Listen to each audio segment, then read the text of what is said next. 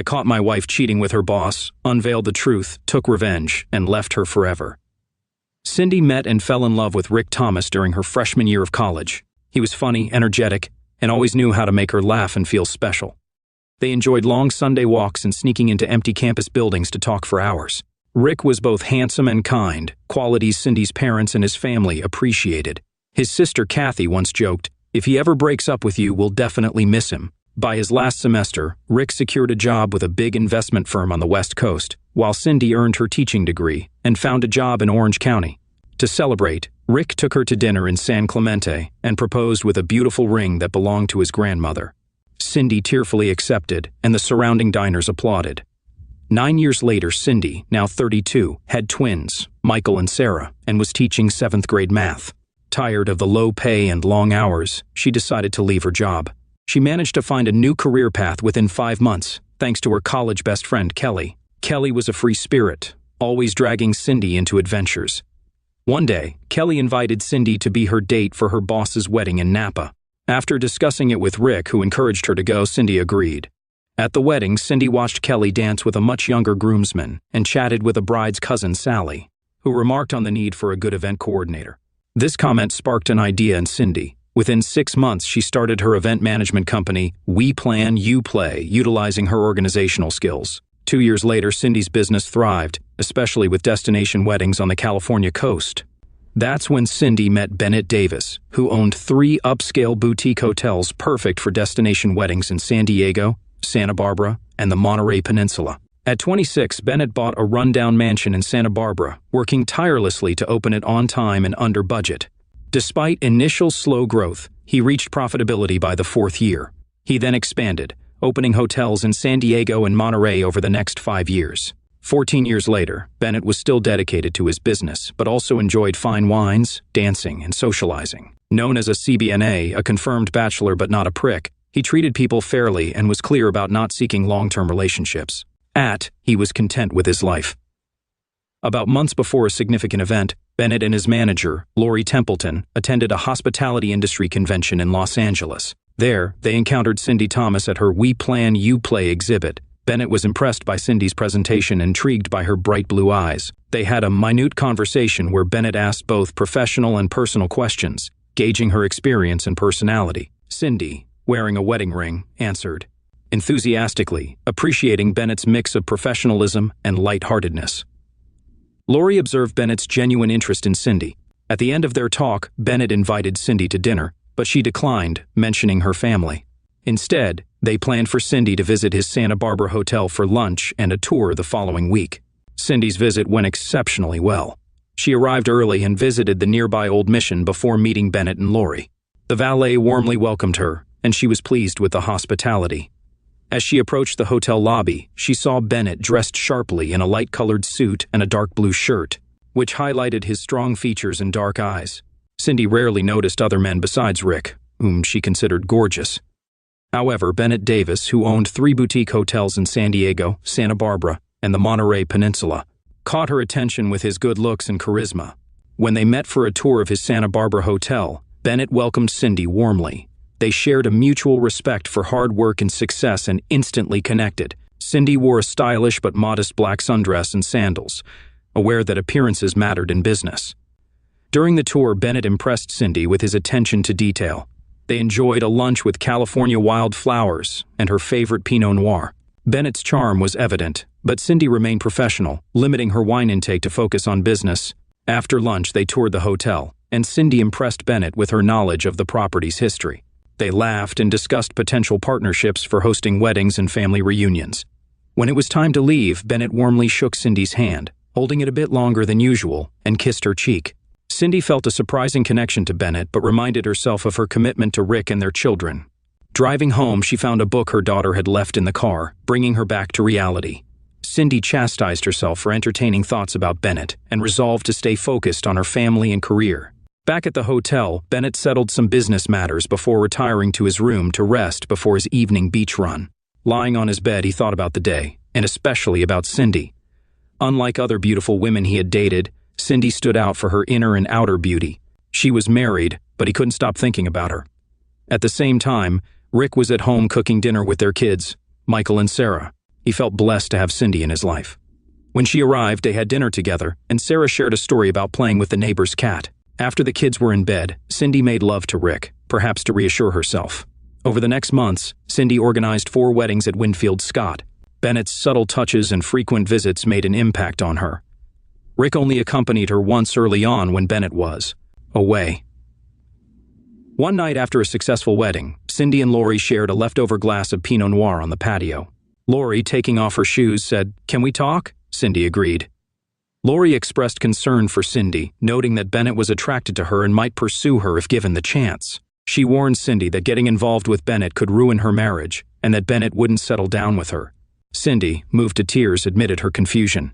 She loved Rick deeply and couldn't imagine hurting him, but Bennett's allure was hard to resist. Lori's gaze was firm but caring as she advised Cindy to consider her family's well-being over her attraction to Bennett.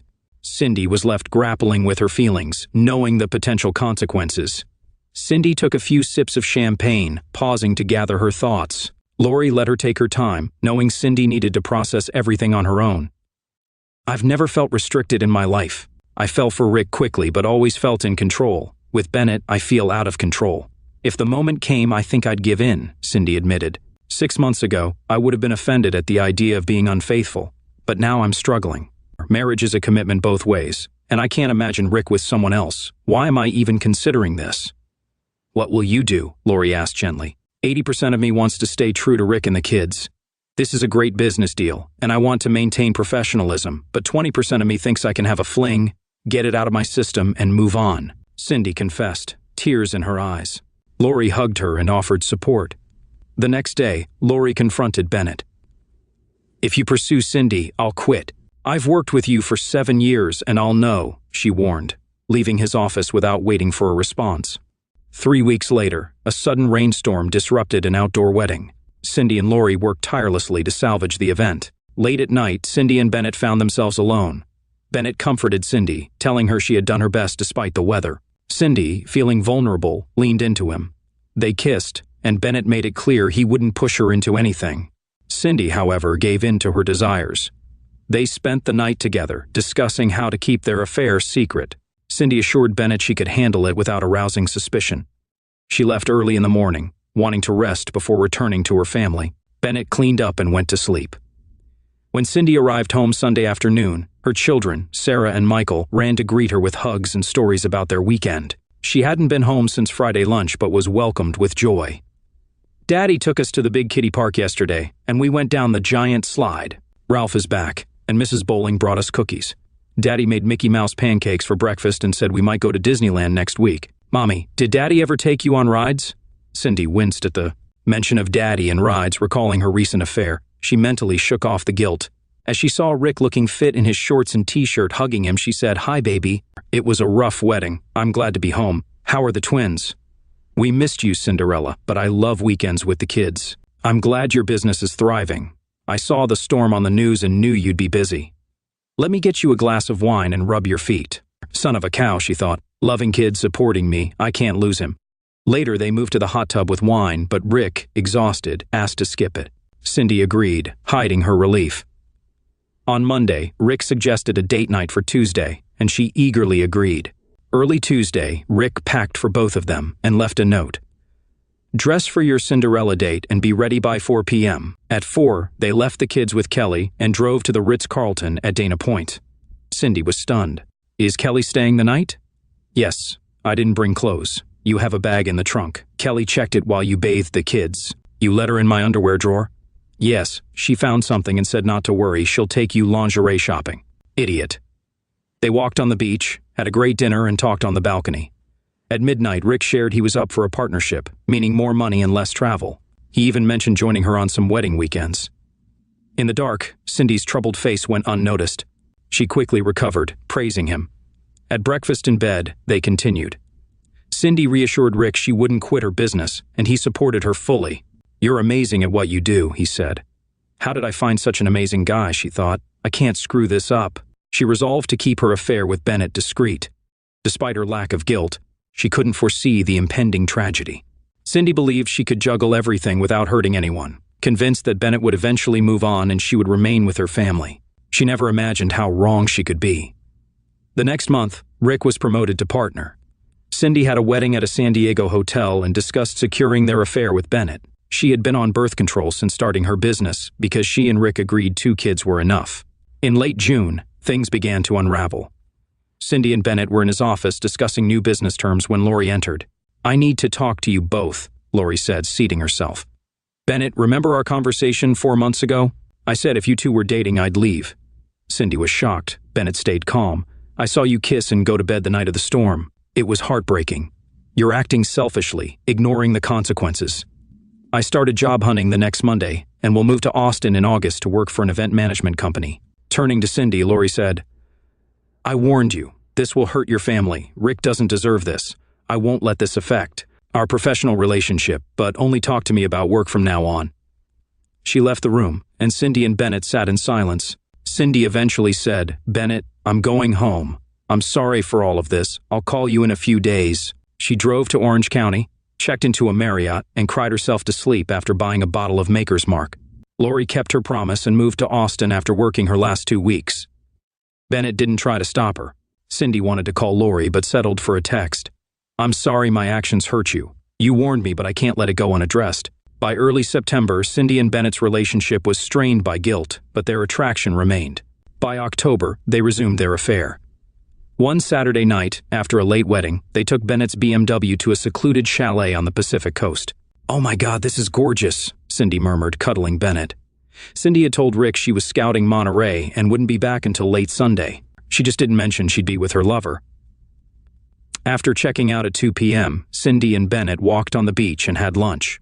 They stopped in Big Sur for wine on their drive south.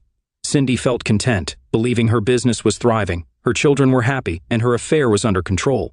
In early December, Cindy coordinated a wedding at Bennett's Monterey Hotel. Rick, planning to surprise Cindy, booked a room under his name. He prepared flowers, her favorite wine, and bath oils, hoping to rekindle their connection. Unbeknownst to Cindy, Rick was already there. Rick waited until after the rehearsal dinner to surprise Cindy. He had spotted Bennett earlier but stayed hidden. As he searched for Cindy, he heard her voice. Moments later, he overheard her say, "Not here, please. Wait until we get back to your room." Turning the corner, Rick saw Cindy and Bennett together. Cindy, seeing Rick, screamed, "Rick, what?" Bennett stepped back in shock. Rick, heartbroken, fell to his knees. Cindy, realizing the gravity of her actions, sobbed and tried to console him. Rick, consumed by pain and anger, demanded, "Why?" As Cindy tried to explain, Rick stood up, anger building. "No, Cindy, don't talk to me. Take her to your room, Bennett. She's all yours." He turned to leave, rejecting Cindy's attempts to reach out. "Don't touch me," Rick shouted. "You were everything to me, and now you've ruined us. Just go away with your stud and leave me alone." Cindy couldn't fight the only common sense she'd shown in a year. She let Rick go, knowing this wasn't the time to try to explain or comfort him. She had broken his heart and needed to leave him alone.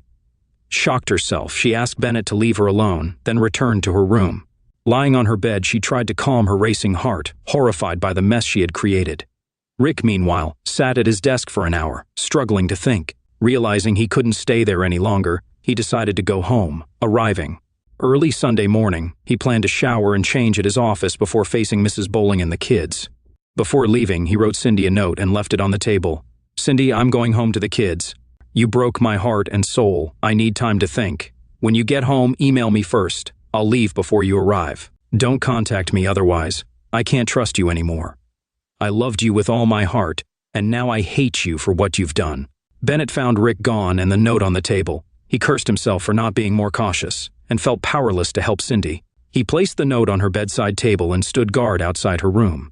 Cindy woke at 6 a.m., exhausted from emotional turmoil. She washed her face, cried, and then saw the note. She read it and collapsed, sobbing. Bennett came in, knelt beside her, and held her. Though tempted to blame Bennett, she knew their affair was a mutual choice. She remembered Lori's warnings and knew she wasn't a sufferer. Cindy had made her choices and now had to live with the consequences. "I'll go home as soon as I can pull myself together, Bennett. I have to face this," Cindy said. "I know, Cindy. I wish things were different. You're an amazing woman and friend. If I could fix this, I would." "Just know I'm always here for you," Bennett replied. "Thank you, Bennett. I hope this doesn't hurt you, but we may never speak again." He hugged her tightly, like a friend, then left, telling the staff to bring her car around but to leave her alone. The staff, knowing the situation, went about their business. When Cindy was 15 minutes from home, she texted Rick, "Can we talk when the kids are asleep? It's all my fault, but I hope we can find a way out." Rick replied, "Cinderella, I've already fed the kids. This is our last contact until I reach out to you. Please honor my request." She wept, realizing the name Cinderella might never be used by him again. She was no longer his loving wife, but someone who had deeply betrayed him. At the end of the longest week of her life, Rick called. She answered immediately, hopeful. "Hi, Rick. I'm glad you called." Rick, steady but emotional, said, "I'll be home around tonight. I'll try to act normal around the kids for a few hours, then sleep in the spare room. We won't talk until tomorrow morning. Is that okay?" "Yes, Rick," Cindy said quietly. "When can we talk?" "We'll have Mrs. Bowling babysit Sunday afternoon. We'll find a secluded spot in the park to talk. We should spend Saturday with the kids, as we might not have many more days together." His words, "if at all," hit her like a punch. She agreed, saying only, "Okay, honey." Rick replied, "Please don't call me with affectionate names again. We are adults in a nightmare. Don't claim love or affection for me again." He hung up, leaving Cindy in tears. They managed through Friday's pizza and movie night, even laughing a little. Saturday was similar, with efforts to appear normal. The hardest moment was a group hug on the beach, where Cindy saw the dead look in Rick's eyes. Sunday morning was spent in pajamas over pancakes. Rick told the kids that Mom and Dad were going out and Mrs. Bowling would watch them. The kids were disappointed but accepted it. At the park, they found a quiet spot to talk. Rick sat across from Cindy, facing the park, always wanting to see if trouble was coming. "I'd like you to speak first if you don't mind," Rick began.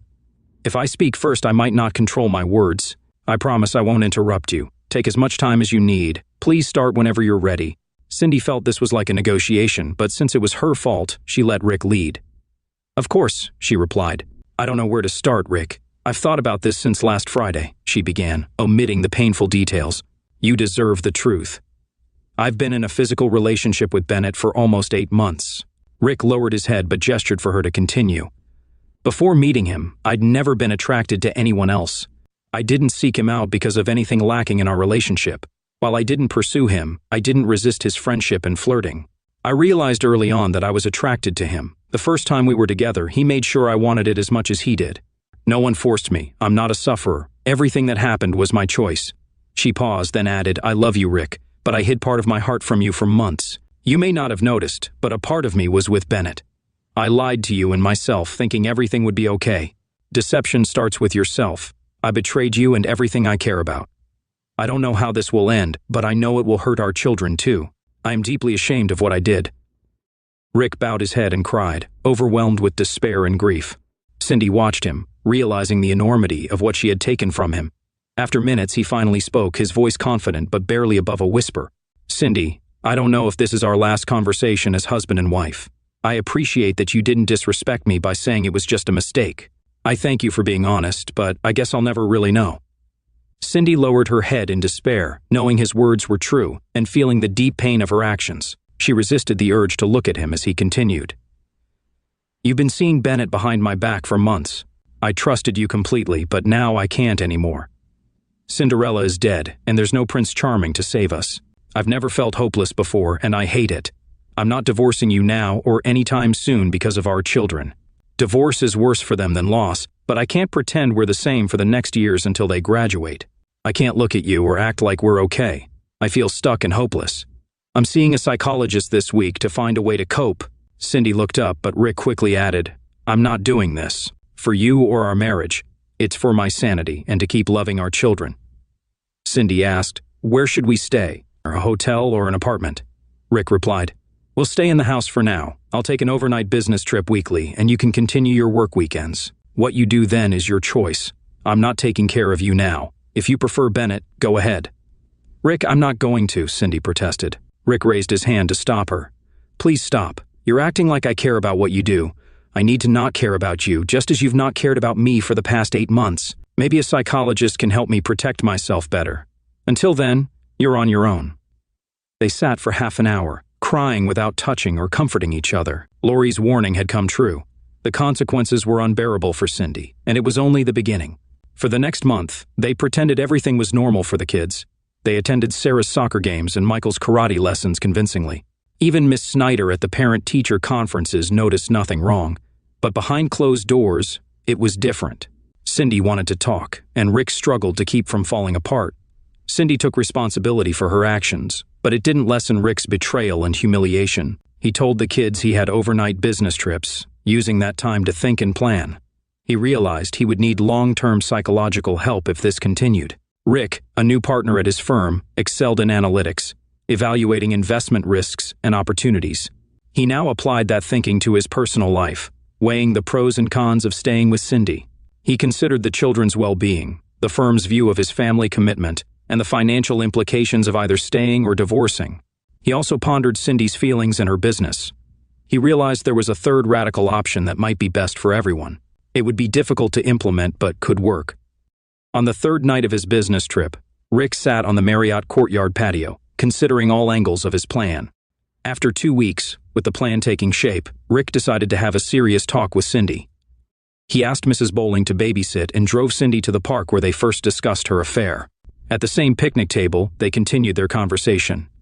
Rick began, "Cindy, these past few weeks have been horrible for us both. Thank you for giving me time to think. I want to share some thoughts and then hear your response." Cindy nodded and Rick continued, "I don't want to rehash everything, especially the night I saw you with Bennett. I've told you how crushed I am. I'm not perfect, but I've always been committed to us and our kids. I've never cheated even when I flirted. I can't imagine replacing you in my heart. I thought we would grow old together. I was wrong about your commitment to us." Cindy, with longing in her eyes, pleaded, "Rick, I know I don't deserve a second chance, but I want to work hard to resolve the betrayal and stay together." Rick looked away before answering. "I know you mean it, Cindy, and I've considered it. On one hand, we might have enough acceptance and forgiveness to stay together." Cindy felt a glimmer of hope, but Rick continued, "But it's not right for me for 2 reasons. First, I can't regain your trust. I would always suspect you're meeting someone else. Second, I can't touch you as a husband without seeing the face of the man you chose over me. You wanted him, not me, and there's no way I can look at you without seeing Bennett's reflection." Cindy's shoulders slumped. She knew Rick was right and wanted to promise she'd be faithful, but she couldn't demand his trust. "I want to fight for us, Rick. Aren't we worth fighting for?" she asked. For the first time, she saw rage in his eyes and she recoiled. "Fight for us? What do you think I did every day? Working hard, moving up the career ladder, spending time with our kids, remembering what you love. That was all fighting for us." "How have you fought for us, Cindy? By being with Bennett Davis? You stopped fighting 8 months ago, and now you want me to accept it and move on?" Rick took a deep breath, tears in both their eyes. "I want to ask you so many questions, Cindy, but how can I trust you? Maybe you're just sorry because you got caught. I want to go back to sharing our hearts, but that couple no longer exists. You eliminated us with your cheating and lies. We can only move forward with the best solution for everyone. I realized our night at the Ritz was after you were with Bennett. You partied with him, then came home and let me wine and dine you, thinking you were my faithful wife. I must have seemed like such a fool to you, happy to hear how proud you were of me, but no more." Cindy couldn't argue against anything, only feeling deep regret for the pain she had caused the man she had claimed to love with all her heart. He was right. He had fought for their relationship every day. She was the one who had betrayed his love. Her infidelity had been heartless to the husband she adored just a year earlier. Her infatuation, love, and selfishness had pushed all of that aside. "Are you going to divorce me, Rick?" she finally asked when she could find the words. "No, Cindy, I'm not going to divorce you, and I'm not going to stay married to you. I'm creating a solution that I think will work for everyone. It won't be without pain and loss, but I believe it's the only acceptable solution. I promise I'll explain everything to you in a few weeks. I'm not going to tell you what to do, Cindy, but I'll explain my steps, my path in detail. I'm not asking for your opinion on my choices because, quite frankly, I don't trust you to have my best interests or our children's best interests at heart. Once you understand my decisions, you can make your own. I won't try to control you." "But how will I know if you don't share that with me now?" Cindy asked, genuinely confused by the direction of the conversation. She wanted so badly to reach out and hold him, but it seemed like that would never happen again. Rick looked her straight in the eye with a calm, almost painful acceptance of fate and replied, "You'll find out." They talked for a few more minutes, Cindy gently probing for vague explanations, but he didn't budge. He was sure she would understand when the time came. "A few months ago, my friend and coworker, Lori, warned me that if we danced to his tune, the piper would eventually show up and demand payment. I guess she was right." Rick was surprised to hear that Lori knew what was going on and had tried to warn Cindy and Bennett. It only hurt him more. "So before you were having fun with Bennett, you were warned, and you didn't stop. You didn't come to me to tell me about your struggle. You just carried on. Tears were already flowing freely from his eyes. Her husband was sobbing. Cindy burst into tears again and dropped her head in her arms, sobbing uncontrollably. Rick stirred, and she thought that maybe he would come to hold her. Please, God, let him come and hold me, she begged in her heart. Instead, he stood up and moved toward her, folding his arms across his chest. When she raised her head, he said, "The trumpeter has come and is demanding at least partial payment. Maybe someday it will be time for full payment." 2 weeks and 4 days later, Rick left for his weekly business trip, where he had time alone to sort himself out and work through his pain. He hugged and kissed his children goodbye, and it seemed to Cindy that he was a little sadder than he had been the last few days. It must be hard for him to say goodbye, even for hours, she thought. Cindy was sleeping better at night because she was taking melatonin, which helped her fight sleep at night. Rick suggested that she leave the children overnight with Mrs. Bowling and her cat, who had become almost an aunt to the children. Rick suggested that she could get a good night's sleep after a couple of glasses of wine. Cindy agreed, and Mrs. Bowling happily welcomed her young friends. At a.m., her cell phone had been ringing non-stop for minutes before she heard it, flipped it open, and picked it up. The screen flashed with the word, "Emergency." "Hello," Cindy said, trying to force herself to wake up. "Is this Cindy Thomas, Richard Thomas's wife?" said a professional voice on the other end of the line. Cindy sat up sharply in bed. No one called him Richard. "Yes, that's her. Is everything all right?" "Excuse me, Mrs. Thomas, but let me clarify that you live at South El Camino Court, is that correct?" "Yes," she almost shouted into the receiver. "And can you tell me what kind of car your husband drives?" "A dark gray Lexus ES. Why, something wrong?" "Mrs. Thomas, I regret to inform you that your husband was involved in an accident on California Highway, west of the Pacific Crest Trailhead near Warner Springs." "Oh no, my goodness," Cindy exclaimed. "Is he all right? Is he in the hospital or in an ambulance?" "I'm very sorry to inform you, Mrs. Thomas, but the accident turned out to be fatal. I don't know any other details, but his body is being transported to the University of California Medical Center in San Diego and should arrive there within the hour. I'm sorry for your loss." Cindy was stunned and couldn't move or even comprehend what she had just heard. Then the news hit her, and her screams would have woken anyone nearby. She cried and screamed into her pillow for almost an hour before exhaustion set in. She began to regain her senses, realizing she had to tell the kids. But how and when? She needed to call her mom and Rick's parents in Denver. She craved a friend's support but didn't know where to turn. She needed to get to UCDMC immediately but doubted if she could drive. Kelly was in Europe on business, so she couldn't help for a few days. Cindy splashed water on her face, dressed quickly, tied her hair into a ponytail, and headed for the door, just as the doorbell rang. How strange, she thought, so early. It was Brad Stanton, the family lawyer and one of Rick's best friends. He looked devastated. "Cindy, I heard about the accident on the morning news. I'm so sorry." With those words, she collapsed in his arms, sobbing and shaking violently. Brad held her in the doorway for a moment. Just then, Mrs. Bowling came out of her house in her bathrobe, running across the lawn with a concerned look. Cindy was too upset to speak, so Brad filled the void. Mrs. Bowling cried but immediately embraced Cindy, offering comfort. After a few minutes, Cindy insisted on going to the hospital in San Diego. "I have to see him. I have to see my Rick." Brad and Mrs. Bowling agreed that she would watch the kids briefly, tell them where Mom was, and take them to school. They would find out soon enough, but not now. Brad insisted on driving Cindy, and within 5 minutes they were on the road. Cindy's phone started ringing and buzzing with calls and messages from friends. She called her mom, who promised to be on the first flight out. Cindy then broke the news to Rick's parents, Connor and Lily Thomas.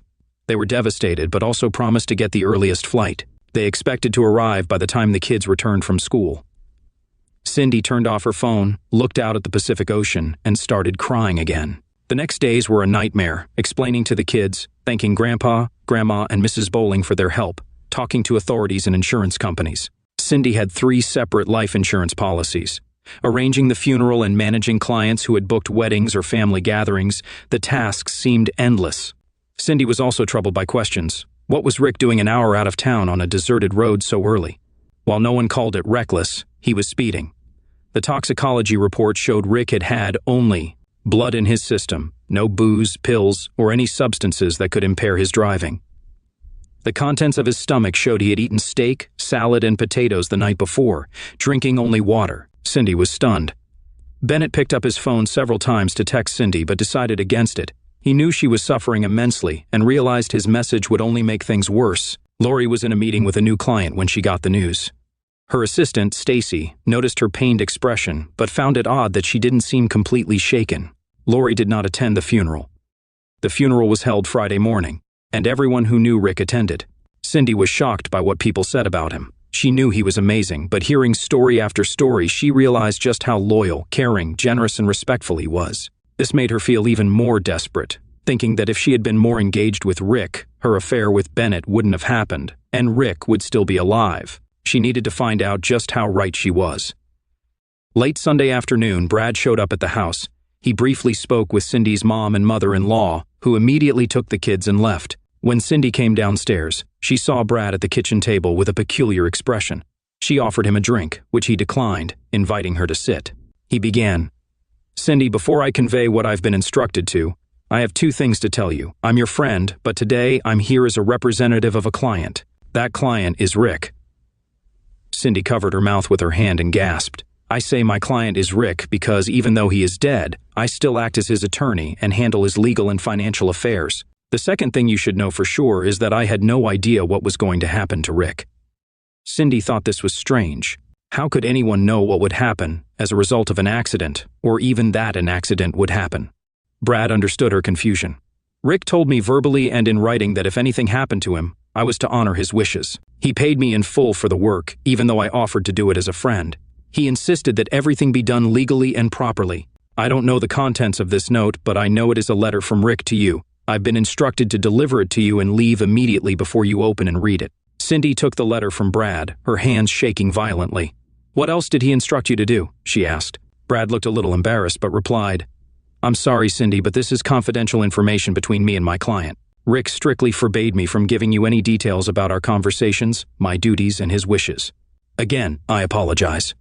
With those words, Brad got up and left without waiting for Cindy's response. Cindy opened the letter, and Piper reappeared to collect some of his debt. "Cindy, you already know I'm dead and the funeral is over. Brad handed you this note and left. The kids are with my parents and your mom. They know not to come home for a few hours as you will have a hard time processing this. This is the third option, Cindy. It's the best way I could find. I loved you with all my heart, and now that's gone. You've taken it away. I think it's the best thing I can do. 1. You will know that 2 weeks ago I bought 3 acres of land by the lake at Eagle's Nest. It was for this reason that I was driving on Highway 79 where the accident occurred. The thing is, I bought the property because I had been promoted and we were both making good money. It was supposed to be a surprise for you and the kids, a place where we could build and grow during the summer and long weekends. First, of course, it's a scam. Buying real estate is a cover. But whatever you do, you have to stick to it. Insurance companies won't pay a claim if they find anything suspicious about my end of life. I visited the new cottage to do some errands and decided to get up early and go home. I was in a hurry because I had a meeting with a client at 9:30, so I was driving fast and lost control of the car. The insurance companies might do a little digging, but they won't find anything. Brad will take care of it if you stick to the story. 3. As far as insurance goes, I changed my will in the last few weeks. 90% of my money, about $3 billion, will go into a trust fund for the kids. They will be able to get whatever they need to pay for college and grad school if they want. The rest will go to them when they reach age 30 and will be split equally. Brad will take care of those details when the time comes. I'm leaving you 10%, or about $300,000, to hold you over until you start working again in a month or so. I wouldn't leave you anything if my conscience allowed it, but I realize you have to take care of the kids while you pretend to grieve for me, so there's enough for that. First, as for our beautiful children, a while back, I told you about a psychologist's advice that end of life is easier on children than divorce. I did some deep research and found several studies that indicate that this is true. That's why I couldn't divorce you, Cindy. I couldn't do that to my children. I think someday they will find out the truth about everything, and then they might hate me. I hope they don't, and if they do, I hope they have someone to explain to them how unfair life can be sometimes.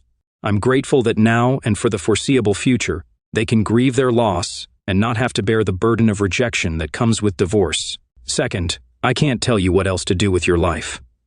I suppose you can go back to Bennett, but there may be someone else you are interested in. Whatever you do, please think of the children first and do what is best for them. They will be leaving home in 9 or 10 years, so maybe you can keep your lovers away until then. Third, finally, I have one small request. When you are done with this note, burn it until there are no ashes left. If the insurance companies find it, it will ruin our children's financial future. Re-rate it a couple more times, but please, if I mean anything to you, burn this note.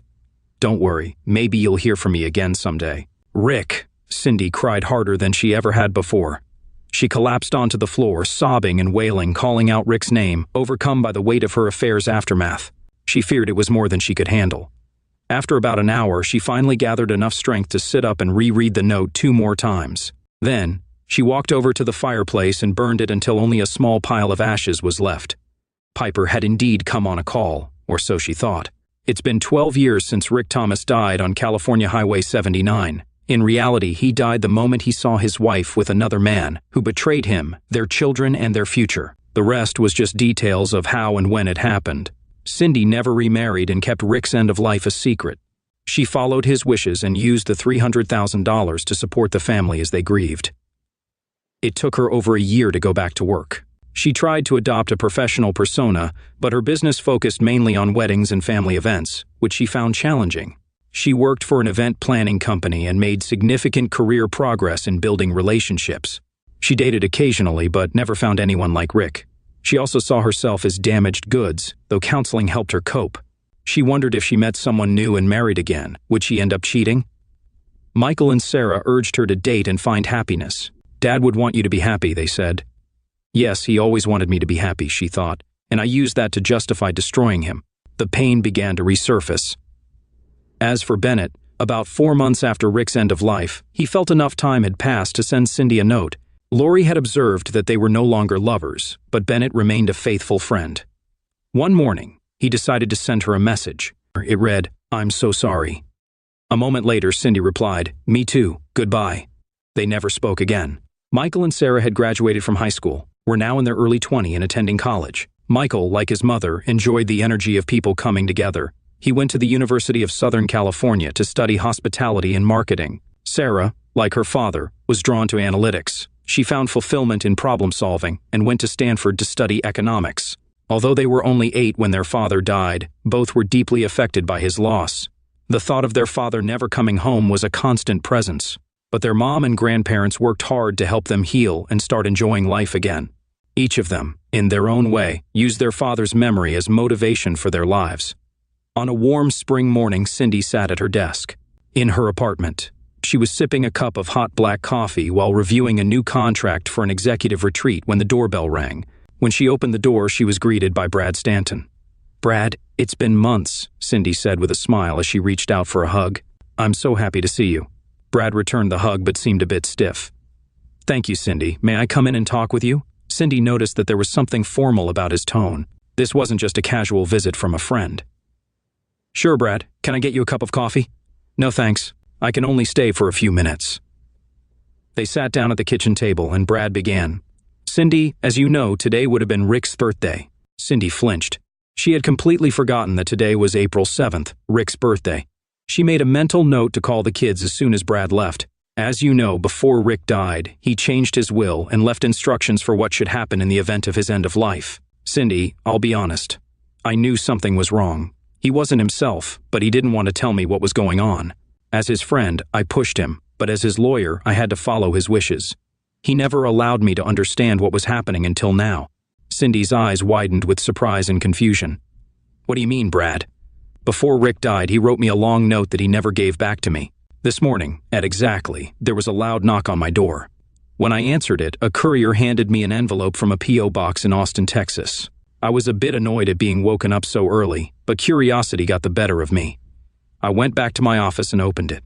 Inside was a 12-page letter from Rick and a short handwritten note from someone named Lori. Cindy began to tremble with a mix of resentment, pain, and memories. Brad continued. The note simply said, "Please read carefully and follow the instructions." I started reading Rick's note.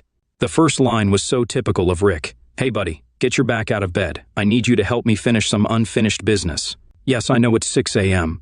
I told them it was exactly 6 and paid a little extra to make sure they were reliable. I won't detail the rest of the note, Cindy, but I will say that Rick told me everything. The whole 9 yards, in detail. He paused briefly to let her absorb what he'd said and saw tears begin to form in her eyes.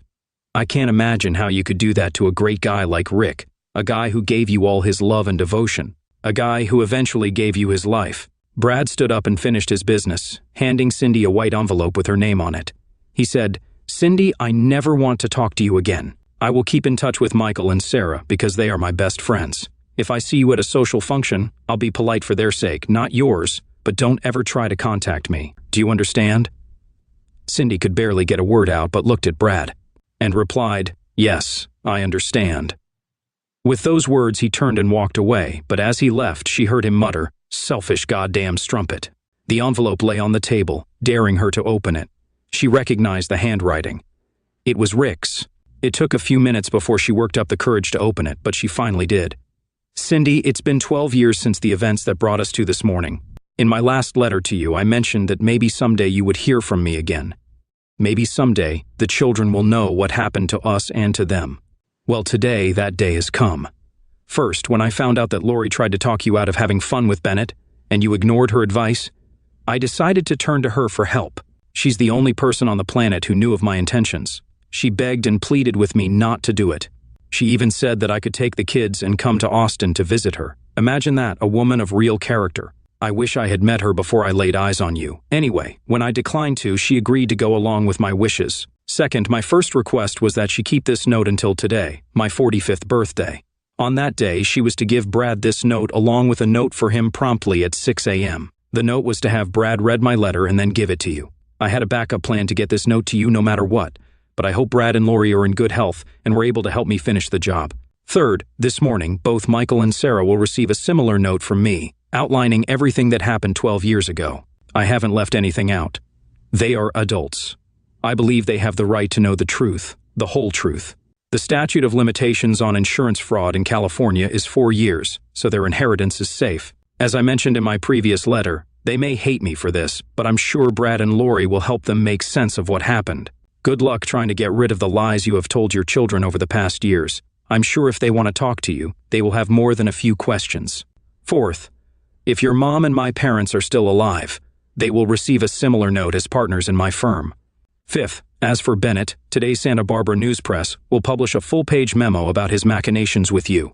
It details how the two of you planned and created amazing wedding events while you cheated on me, and he entertained a married woman. The article ends by urging people to seek help elsewhere. I may not be able to destroy him, but I hope it will make his life miserable for a while. Maybe you two can get together, if you haven't already, and have some good fun to ease the pain.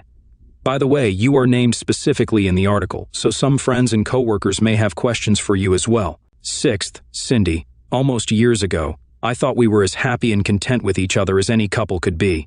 It all turned out to be a lie. A tragic lie. So Cindy, you've picked the tune, you've enjoyed the dance, and now it's time to pay the bill in full. Rick.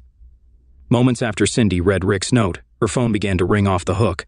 6 months later, all 3 BD properties were sold at a big loss to the owner, an Austin-based investment group. The Templeton Group. Davis, at age 53, was financially ruined.